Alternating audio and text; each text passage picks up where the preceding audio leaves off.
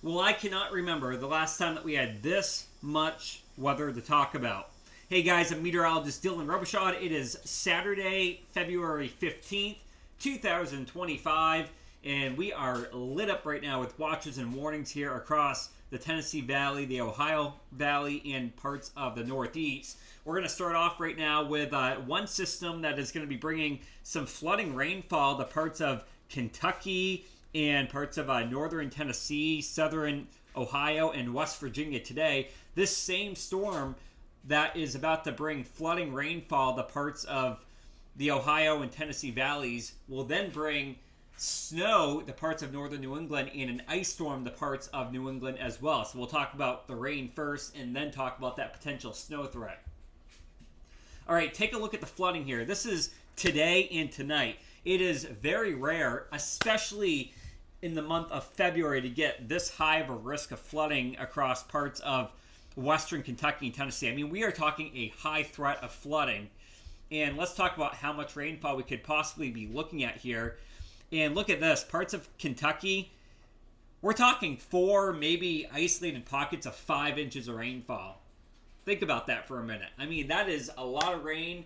We have a frozen ground. The soil won't be able to absorb all that rainfall, and it's going to run off into streams. And we're going to be looking at some bad flooding out there. I promise you that's going to be a big hazard for the next couple of days. And remember, there's about a 12 to 24 hour lag from when you get all this rainfall to when the streams and the rivers respond. So I don't think that we see our highest stream flooding until probably Monday or Tuesday. Even parts of southern Ohio getting in on 2 to 3 inches. Parts of West Virginia, all these mountains, again, you get a lot of the rainwaters that go downstream, and we're talking about 2 inches down here. Now, so again, we're talking about the flooding. This same system, though, becomes a snowstorm as it travels into New England. Let's talk about that. So again, as it enters cold air, this is going to be Saturday night, which is tonight. Parts of New England, Rhode Island, Connecticut, Massachusetts, Vermont, they're going to be looking at snow. But then look what happens. We get a mixed bag of sleet and freezing rain going into Sunday morning. This is going to create treacherous travel, down trees, down power lines here. Look at all that ice that we're looking at here across central New England. Luckily, though, it looks like if you are in northern Vermont, it looks like most of this will remain snow, but you do get a pocket of freezing rain by Sunday afternoon. Here's your time up here. That would be Sunday afternoon that we're getting rain. And take a look at these strong winds. I mean, so you're talking getting a half inch to an inch of ice caked onto those power lines, and then you're getting all that wind. I mean, you're definitely looking at down power lines and down trees heading into tomorrow. And even when the storm clears up on Monday, it's going to be super windy across the region. So yeah, definitely looking at a little bit of snowfall here across New England. And as we look at how much snowfall we could possibly be looking at here, this is specifically Saturday night going into Sunday. Central New England, I could be looking at as many as 4 to 8 inches. Then you head up to Vermont. When you get into the Green Mountains, we could be looking at quite a bit more.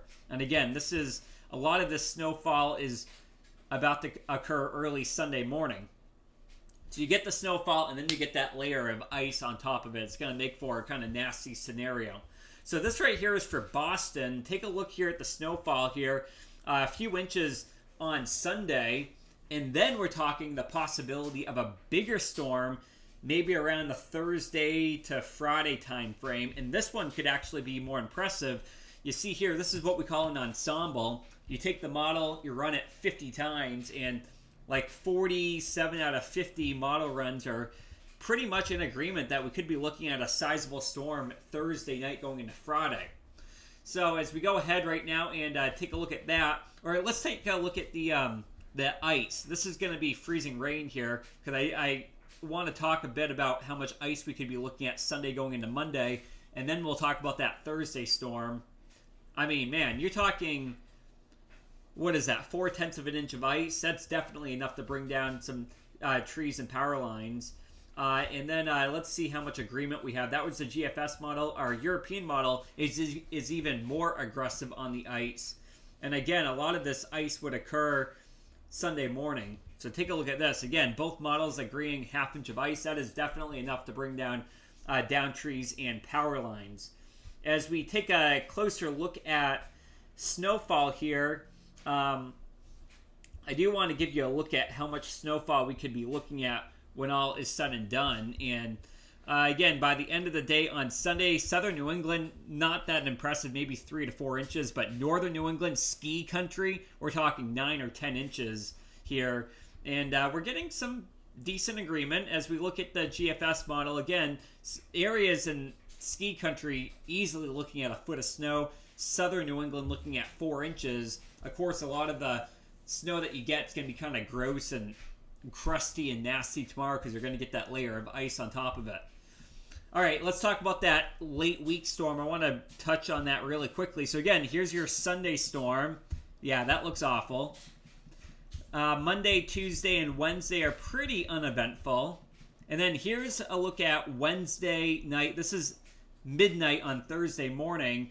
And I mean, this is a classic nor'easter. Snow on the north side, rain on the south side.